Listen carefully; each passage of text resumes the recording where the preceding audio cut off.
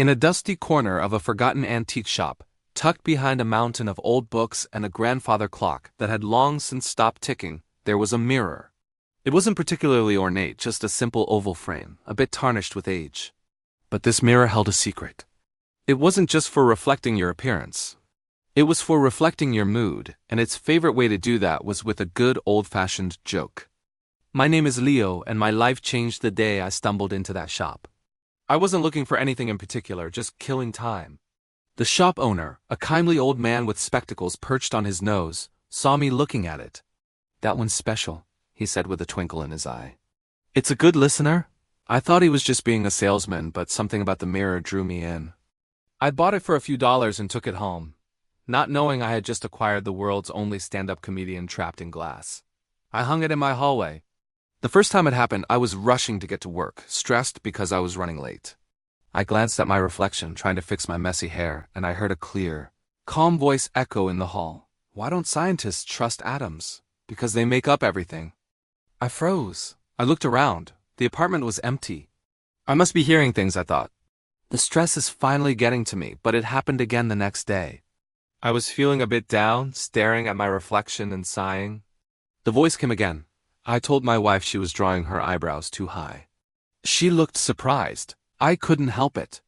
A small laugh escaped my lips. I looked closer at the mirror. Did you just say that?" I asked, feeling ridiculous. There was a pause, and then the voice replied, "Of course. What did you think? You're suddenly hilarious." And that's how I met Mirth, as I decided to call him. Mirth was a constant source of amusement. Every time I passed by, he'd have a new one-liner ready. If I looked happy, he'd tell a celebratory joke. "What do you call a happy cowboy?" "A jolly rancher." If I looked tired, he'd try to perk me up. Why did the Scarecrow win an award? Because he was outstanding in his field. My friends thought I'd gone mad. I'd bring them over, and they'd just see their own reflection. Mirth was shy around newcomers. "Stage fright," he'd tell me later. A tough crowd. Living with a joke-telling mirror was interesting. It made my mundane daily routine infinitely more entertaining. Brushing my teeth became a mini comedy show. What is one eye but can't see? A needle. Getting dressed was a roast. Is that your shirt, or did you just lose a bet with a tablecloth? But Mirth wasn't just about the jokes, he was surprisingly insightful. He noticed things. One evening, I came home after a particularly bad day. I'd made a huge mistake at work, and my boss was furious. I didn't even look at the mirror. I just slumped onto the floor, my head in my hands. I felt like a complete failure. For a long time, the mirror was silent. I thought maybe he'd run out of jokes. Then, his voice came, soft and gentle this time. "What do you call a belt made of watches?" A waste of time. It wasn't his best material, but the absurdity of it in that moment of despair was perfect. I let out a shaky laugh. "That was a terrible one, Mirth," I said, wiping a tear from my eye. "I know," he replied, "but you smiled. You know, Leo, a reflection is just light bouncing back. Sometimes the light gets a little dim. Doesn't mean it's gone." I looked up at my reflection then. I looked tired, sad, but I also saw the hint of a smile. He was right. Mirth wasn't just a comedian. He was a friend. He used humor to remind me that even on the darkest days, there's still a reason to smile, even if it's just at a silly joke from a magical mirror.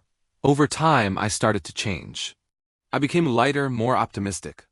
I started telling more jokes at work, making my colleagues laugh. Mirth was like a happiness coach.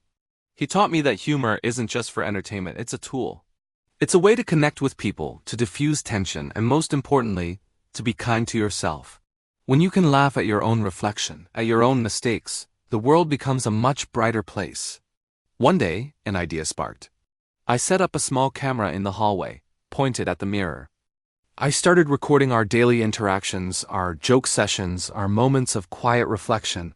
I wanted to share Mirth with the world. I started posting the videos online, calling the channel The Jokes on Me. At first, people were skeptical. They thought it was a ventriloquist act, a clever editing trick. But the jokes were just too good, too perfectly timed. And the message behind them, the gentle wisdom wrapped in humor, began to resonate with people. The channel grew beyond my wildest dreams. People from all over the world would leave comments, sharing how a joke from Mirth had brightened their day, how it had helped them through a tough time. My mom is in the hospital, and your video was the first thing to make her smile all week, one person wrote. I was having a terrible anxiety attack, and Mirth's silly pun actually helped me calm down, wrote another. The mirror that once only spoke to me was now making millions of people laugh. Mirth loved the attention. I've gone global! He'd announce proudly after I read him the latest comments. I'm bigger than rubber chickens. His jokes got better, more sophisticated, sometimes even tailored to current events. He became a beacon of lightheartedness in an often serious world. He reminded us all not to take life, or ourselves, too seriously. And me? I learned the most important lesson of all from a magical, joke-telling mirror. It's not about what you see in the reflection. It's about what you choose to reflect back into the world. You can reflect stress and sadness, or you can reflect laughter and light. The choice is always yours. My life is far from perfect, but now whenever I face a challenge, I just think of Mirth. And I ask myself, what's the punchline? Because there's always one to be found. Thank you so much for joining me on this journey today. If you enjoyed hearing about Mirth, please give this video a thumbs up and consider subscribing to the channel for more stories. Remember to look for the humor in your day and share a smile with someone. You never know whose life you might brighten. See you next time.